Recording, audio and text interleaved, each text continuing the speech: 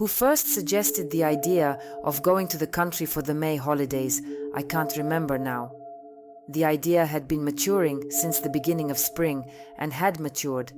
Stasia, however, capricious, say, far away, as much as 300 kilometers, and it is not yet known what conditions there, so it is better, as usual, at someone's dacha. But Danya changed her mind. Who needs this dacha? What to do there? To look at the neighbors who stand upside down on the beds. And in the village, nature is beautiful. Places, you can say, wild, exotic. Danya, however, had not been to Yagodnoye for 100 years and did not know exactly what kind of exotics awaited them, quite possibly a dilapidated toilet in the street and damp sheets. But he just, you could say, wanted to go there. As a child until the age of 12, he had spent every summer vacationing in his grandmother's village. He remembered the aroma of Antonov apples, trips to the lake, and his grandmother's delicious pancakes poured with village sour cream. In general, persuaded everyone. Let's go. The house was good, strong, with a large, though neglected garden. It was almost as Dana remembered it, except that it was smaller. And the grandmother who met her grandson at the gate had been dead for 3 years. Parents decided what to do with the house, judged, argued, but so did not come up with anything. Nobody seemed to need it. It was far from the city. You can't travel. And when to travel? All have work, and on vacation not in the village want to sit in the village and on the shore of the South Sea to warm up. The easiest thing would be to sell. But because the village is in the middle of nowhere, they will not give much for it, and for pennies, a pity. So the house stood like a suitcase, without a handle, no way to take it, and a pity to throw it away. It's a nice house, Stasia said. I told you you'd like it. The day flew by unnoticed. We took chairs out of the house, sat in the garden, in the sun, listened to music, fried kebabs, drank red wine and beer. Stasia took endless selfies and posted on Instagram romantic vacation in nature. Toward evening, when it got cooler, we moved into the house and continued inside. And at 9:30, it turned out that the booze had run out. I told you, I should have gotten more beer, Roma said annoyingly. His face was flushed, he was visibly tipsy, and Vika, his girlfriend, looked angrily at him. She didn't like it when he drank too much. No matter how much you take, you still have to run twice. Danya shrugged his shoulders. Shall we go for fuel? He looked at the whole group. I'll pass, said Maxim. I'll go, I guess. Where are you going? Danya was indignant. It's children's time. He didn't understand why he was trying to hold Max back. The time when they had been friends had passed long ago, and his playmate had turned into a serious, a little boring, a little wordy guy. It turned out that he still lived here in the village. Danya saw Max in the afternoon when they had just arrived, recognized him at once and dragged him to visit. He didn't refuse, but he didn't seem to like the company very much. From time to time, Danya clapped Max on the shoulder and talked nonsense like, "Remember when I came here and we had a blast all summer, right, Max?" Neither of them really remembered anything of the sort, and Max was obviously uncomfortable, but he smiled and nodded. I remember, of course, Stasia squinted at him and rolled her eyes, thinking him a country bumpkin. Vika smiled indulgently. "Are you studying somewhere?" Danya asked Max. "I went to college. I graduated, came back here." "Why didn't you go to university?" Danya kept up. He and his friends were in their last year. "And what's there to do here?" Stasia intervened. "Twist cows' tails." Maxim blushed, but answered calmly. "Nobody keeps cows here, mostly pigs." He raised his eyes and looked directly at Stasia, and Danya remembered at that moment that it was Max, and not he himself, who had always been the leader in their company. "I like it here. My father and I have a farm. If everyone lives in the city, who will feed the townspeople?" Stasia pressed her lips together, but didn't object. It had all been at the beginning of their meetings, and now Max wanted to go home. But Dana didn't want to let him go. "Let's get another drink. And something sweet for tea." "What tea?" Roma grinned. "Are we going or not?" "The local store is open until 8, said Max. "It's already closed, so—" "Wait, and in the neighborhood?" Danya meant a large, quite busy village, which was about 25 kilometers away. "There until what time?" "There's a 24-hour store there too." Danya jumped up from his chair and reached for the car keys. "That's it, I'm off. Who's with me? Let's go." Romka stood up, swayed, and immediately fell back down. "Are you crazy?" Vaika rounded her eyes and tugged at his sleeve. "You're drunk, both of you. If the police are on the road—" Stasia started, but Danya realized, "And we'll take another road, a country road. It's shorter, by the way. I remember from childhood that there—" "No!" Maxim suddenly said loudly and sharply. Everyone fell silent and looked at him in surprise. Danya sat down at the table again. "What do you mean, no?" Stasia raised her carefully drawn eyebrows. Maxim seemed a little embarrassed, but he spoke stubbornly. "It's a bad road. There's nothing to do there, especially at night." "What? Are the cops on guard too?" Roma asked stupidly. "It's not about them." Scraps of memories flickered in Danny's mind. When he was little, his grandmother had told him to be careful, told him something about the old road. But what was it? He couldn't remember. "It's some kind of local tale, isn't it?" he asked Max. "Not fairy tales. No one drives or walks on that road after sunset." "Are you serious now?" Vaika smiled incredulously. "It's like a horror movie. Can you tell me?" Max gave her a quick glance and hesitated, as if deciding on something, and then answered, "It passes by the village of Studeno. They call it dead here." "There aren't many abandoned villages in Russia." Roma waved his hand. "It's not abandoned, it's dead. People didn't leave it. They died. Everyone was killed, even the little children." "Why?" Danya asked, and remembered that there had been something to do with gypsies. "They were gypsies," Maxim confirmed his guess. "They came from somewhere, built houses, started to live. The gypsy women went witchcrafting in the villages, and their husbands were also doing something. And then people didn't like them, even though village wenches ran to fortune-telling and women turned to them for various tinctures, but all the same. They accused them of witchcraft. If a baby died, they would remember that a gypsy woman had come to the village. If someone gets sick or the house burns down, it's their fault again. And then there was a cattle pestilence. In general, the men from the surrounding villages gathered and some were hacked to death, some were raised on pitchforks, and most were burned alive in their own houses." "How long ago was it?" Roma seemed to sober up a little. Maxim shrugged his shoulders. "My grandmother was told by her grandmother, so, well, it was 100 years ago. What's it to us?" Stasia wrinkled her chiseled nose. "With the death of the gypsies, everything had just begun. We talk about the gypsy curse.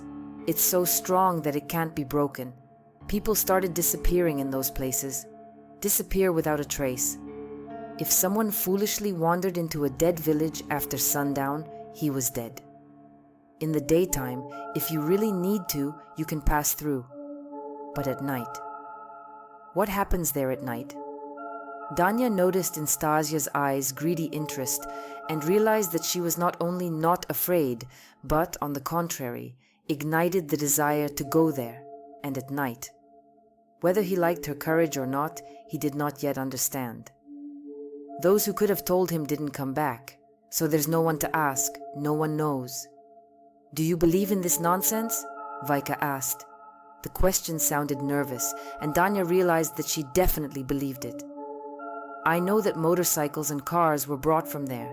There is a craftsman here, in our district center." Danya frowned. "He dismantles them for parts and sells them later." The locals don't come to those parts, so it must be the equipment of someone from abroad. The cars and motorcycles were empty. There were no people. The words sounded ominous, and Danya felt uneasy. Hell knows what was really going on there, in that village, but why get into trouble? And he was getting sleepy. Danya was silent, thinking how to say that he had changed his mind about going, but not to show that he was afraid. And then Stasia intervened again. She put her palm on his hand and said, "Danichka, if we all want to continue the banquet, let's go. I'm with you. We can continue tomorrow." Maxim started, but Stasia interrupted him. "Enough of scaring us with village horror stories. Do you expect us to piss our pants in fear, like you? If you're all shaking here because of nonsense, then don't bother normal people." She grinned contemptuously, got up from the table and looked at Danya. "Or are you also scared, like your friend? What's there to say?" He had to stretch his lips in a smile, showing that he didn't care about these stories. Maxim looked at Stasia with undisguised antipathy. He seemed to want to say something, but kept silent. Danya and Stasia went to the car. The others reached out to follow them. On the way, they were talking, laughing, discussing what to buy. "We'll be there and back in a flash," said Danya, starting the engine. "We'll tell you about The Walking Dead later," Stasia promised, her lips curling mockingly as she looked at Max. He stood aside and then suddenly came over, leaned toward Dana and spoke, looking him straight in the eye and emphasizing his ignoring of his girlfriend. "It's easy to get there. After the turn to the district center, there's only one road. You won't get lost. Just don't stop until you reach the village. Whatever you see, don't stop. Don't get out of the car." "Nonsense," Stasia snorted. Danya looked at Max and wanted to make some kind of joke, but ran into a serious look and changed his mind. "All right," he answered briefly, and the car started up. They were soon out of Yagodnoye.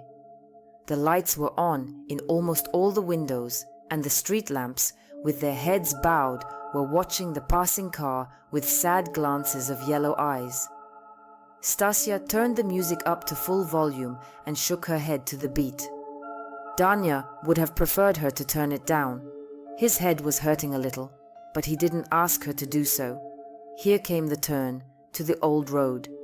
Danya was tempted to go straight on, to the highway, but he thought that Max's story might be fiction, but the encounter with the police was a reality.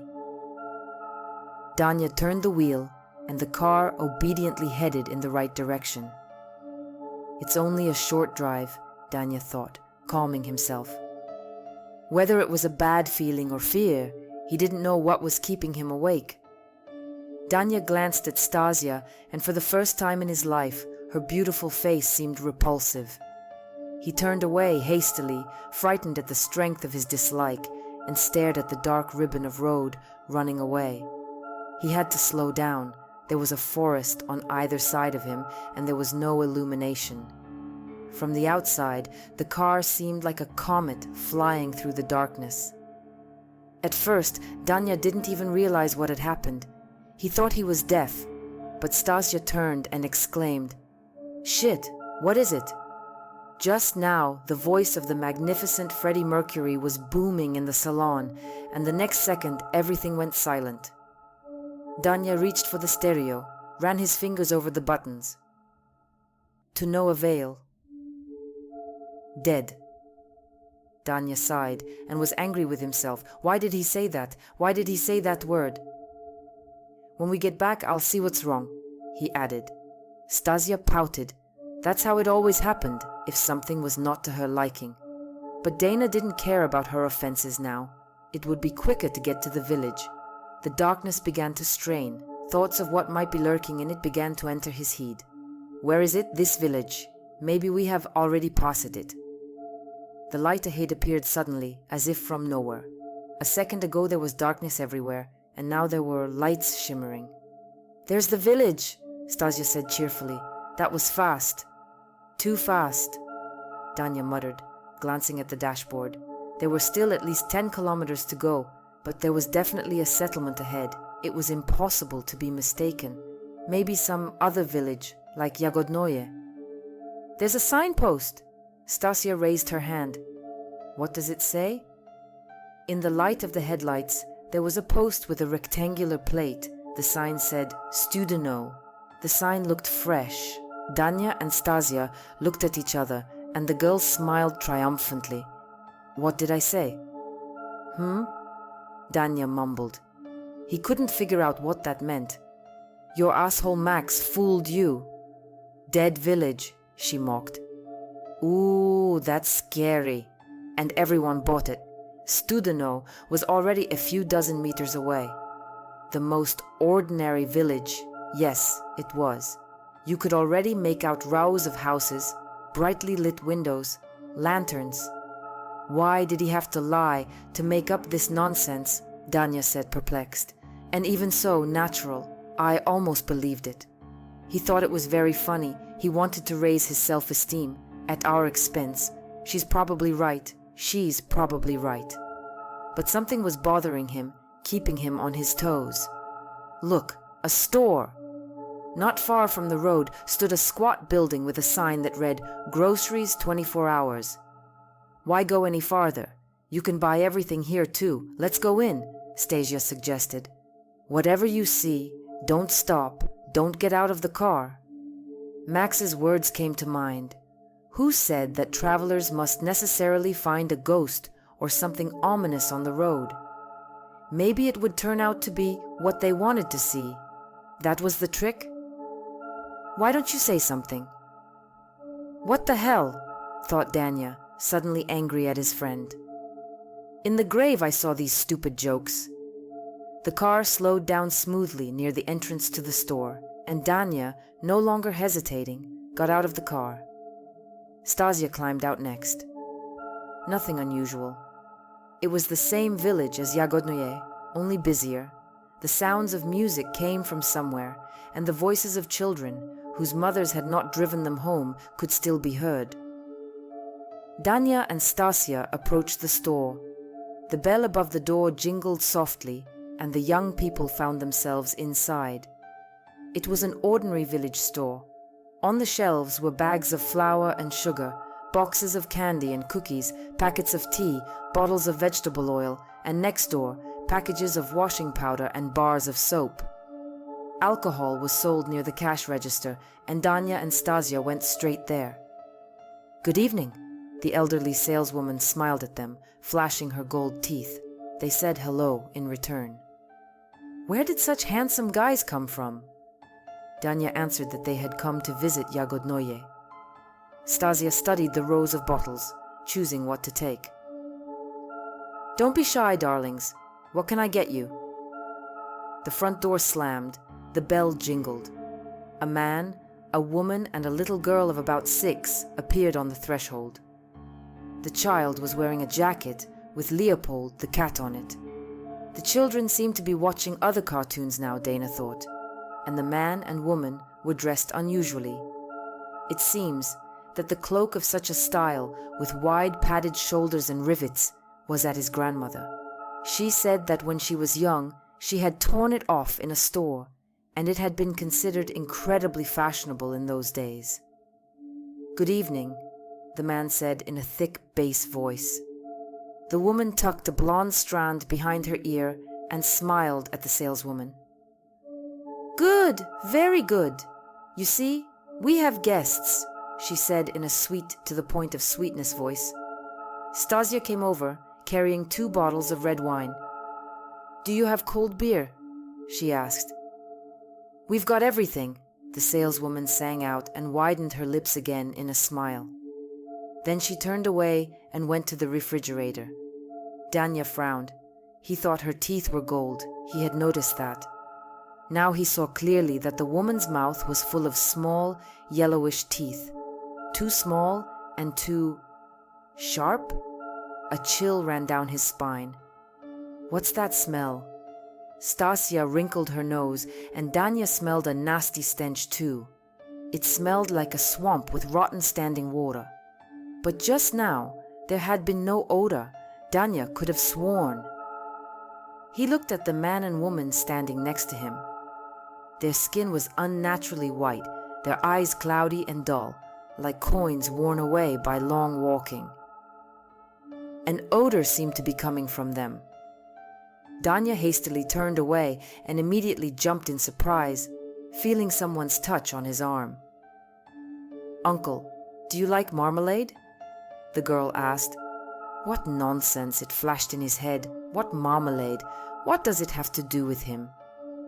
The girl smiled and handed him a package of sweets. Only then Danya noticed that her hair was stacked, darkened with dirt, and in it. God, I think there were worms in the girl's hair, but it wasn't. When the three of them entered the store, the child's hair was braided into tight pigtails, and her parents looked normal. Danya glanced at the woman and the man again. Their clothes looked as if they had been pulled out of a garbage can. The woman's cloak hung from her shoulders. The man's jacket was smeared with something. I shouldn't have stopped, thought Danya, and said decisively, Stasia, we're leaving. We'll buy everything in another store. Why are you doing this? She started, but then she looked at the woman and shrieked, her hands clasped to her mouth. Danya followed her gaze and was petrified. The woman's face was covered with disgusting corpse stains. The stench was even stronger, the odor coming in waves, making him nauseous. The remnants of her once blonde hair hung from her skull in gray wisps. The woman reached up and touched her cheek. A piece of skin from her cheekbone fell away, exposing bone. Stasia wailed, and her scream was drowned out by the tinkling of the bell that announced that new customers had entered the store. Danya grabbed the girl's arm and turned toward the door, preparing to run, but saw that there were several more people standing there, in ghastly rags with disfigured faces. Dead men, dead people in a dead village, ran through Danny's mind. There was nowhere to run. They stood huddled against the counter of the cash register. The crowd of dead people was in front of them. An emergency exit, thought Danya, turned around sharply and saw the salesgirl returning. The beer she had supposedly gone for was not in her hands. And there were no hands either, only blackened bones, as if nibbled off. In a panic, Danya clutched Stasia, who no longer screamed, but stared at him with a distraught look and breathed shallowly and frequently. We love guests, said the dead girl, and we know how to invite them. Whoever comes to us never leaves again. He stays forever. At that moment, Danya saw that there was no store, no counter, and no cash register. He and Stasia stood huddled together in the middle of the vacant lot, surrounded by scary dark figures, even darker than the darkness around them. Danya wanted to scream, but the scream, never born, died inside him, and the next instant, the monstrous inhabitants of Studnogo pounced on them. Max and Vika sat at the Antiri table, trying to convince each other that Danya and Stasia were about to return, only they didn't arrive at 10 or 11 or 12. Roma fell asleep in the armchair right after the guys left, and Vika decided not to wake him up. Toward midnight, she put the dirty plates in the sink, washed the dishes. She needed a distraction, and simple, familiar chores were soothing. Time was ticking away. The hands of the old-fashioned clock hanging on the wall ran briskly in a circle. What should we do? Vika asked once again. It's 2:30 in the morning. There's nothing to comfort ourselves with. It was obvious that bad things had happened to Stasia and Danya. If the guys had run afoul of the police and had their car taken away for drunk driving, or worse, had had an accident, they would have found out by now. But Danny's and Stasia's phones were turned off, though usually Stasia never parted with her smartphone for a minute. Nothing, Max answered her again. We can't do anything until it's dawn. But there must be something. Vicky's eyes brimmed with tears, and she brushed them away, smearing her mascara. Do you have a car? Why don't you go get them? What if they need help? Do you want to die? Max asked in a low voice. Personally, I don't. I warned them. Maxim went to his room for the night. Vika lay down on the sofa, but she couldn't sleep. Early in the morning, around 7, a car pulled up to Dan's grandmother's house. Max's father was driving the Volkswagen, and he was sitting next to it. Pale from a sleepless night, Vika and confused, shocked, Roma immediately went outside. "Sit down. Let's go and see what's there," said Max. "Don't be afraid. It's safe there in the daytime," his father said. They drove in silence. There was nothing to talk about. When they passed Jagodnoye, they soon turned onto the road that ran past the dead village. The forest stretched along the roadside. The leaves had not yet appeared on the trees, and the bare branches looked like bare, thin arms. After 15 kilometers or so, they saw an open space ahead.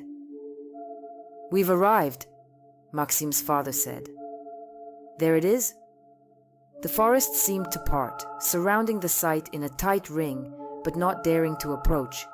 The wasteland was overgrown with weeds, last year's yellow grass, and bushes reaching up to his waist. The village didn't seem to be very large, perhaps 15 houses, if not less. It was impossible now to imagine a bustling settlement in this dreary, empty space. "There's their car," Maxim exclaimed. A car was parked by the roadside. They did not notice it at once. The road made a turn here. Maxim's father slowed down, and soon all 4 of them were running toward the car. There was no one inside. The doors were closed, but not locked, and the alarm system was not on. "So we stopped after all," Max said quietly. There was hopelessness in his voice. It was clear that they would never see Stasia or Danya alive. "Why? I told you." "Who knows what happened here?" His father shook his head. "It's always the same picture. The car was empty. There was no use looking for people." He and Maxim and Roma started talking about calling the police and informing their parents, and Vika wandered toward the vacant lot. It was quiet, the voices of the men melting behind her. No one stopped her. Roma and everyone else seemed to have forgotten about her existence. The girl herself did not know where she was going or why. Her feet carried her deep into the ruined, underground, destroyed village. Ahead, on a patch of grass, something shone, and Vika added a step. Leaning over, she saw Stasi's smartphone. The screen was cracked, as if it had been stepped on by a heel. The fake diamonds adorning the case glittered in the sun like teardrops. At that moment, Vika finally realized that Stasi was gone. She picked up the abandoned phone, which had become unnecessary to the owner, and wanted to shout, to report her fiend, as if something suddenly exploded in her head, and she heard an ingratiating voice, affectionate, and at the same time greedy. "Why didn't you come for me last night? Come tonight! We love visitors." Vika dropped the phone and twisted in place, trying to understand where Stasi's voice was coming from, until she realized that it sounded only in her head. The feeling of an invisible presence was so distinct that Vika was ready to swear that she hadn't imagined it. Stasia, who had arrived in the dead village late last night, was still here, and Danya too, and the other people who had gotten here and found their doom here. Instead of life, a hideous semblance of it, instead of death and peace, eternal hunger and hatred of the dead for the living. Vika turned sharply and ran away from here, toward the men who were still standing, talking about something. It was hard to run. That's how you usually run in a nightmare, when your legs seem to sink into something viscous and your knees buckle. The bushes, like tenacious fingers, grabbed the girl's legs, whipped her knees like a whip. The stunted grass wrapped around her ankles. This place was trying to stop her, to hold her until nightfall. It was light, but it seemed to Vika that the darkness was thickening around her. Her head was foggy with fear. The figures of Roma, Max, and his father suddenly began to distance instead of approaching. Vika stumbled and fell to the ground with a scream. She woke up in Roma's arms. Frightened, he held her head in his lap, sitting upright on the ground. "Vichka," Well, you're crazy. You scared me. He kissed her. Are you all right? What happened? She asked, remembering how she had run to them through the vacant lot and couldn't get there. Stasia's voice was still echoing in her head, quietly now. We were all standing there, talking. Uncle Valera called the police. He has acquaintances there. They're on their way. Roma stroked the girl's cheek. And you were standing there, and suddenly you screamed and fell down. I barely had time to pick you up. So, I didn't go there. Vika moved her eyes in the direction of the dead village. Roma looked at her perplexed. There. Why? I wouldn't have let you go. But after all, Vika paused and bit her lip. Call an ambulance? Roma asked worriedly. There was the sound of an approaching car. There's no need for an ambulance. Let's get out of here quickly. Roma helped Vika up. The men in uniform were heading in their direction, and he said that it was impossible to leave at once. It was necessary to tell everything they knew. After all, there would probably be an investigation. Yes, probably, Vika agreed mentally. There would be an investigation, even though it would yield nothing. And she, Vika, will tell what happened yesterday. But that would be the last time she would ever talk about it, and never, never again will she remember what happened. She won't remember Yagodnoye or the dead village. And she would not think of Danya and Stasia, lest she inadvertently call them out of the darkness in which they now dwelt. Thanks for listening to this story. Put a like and subscribe to the channel so you don't miss new stories.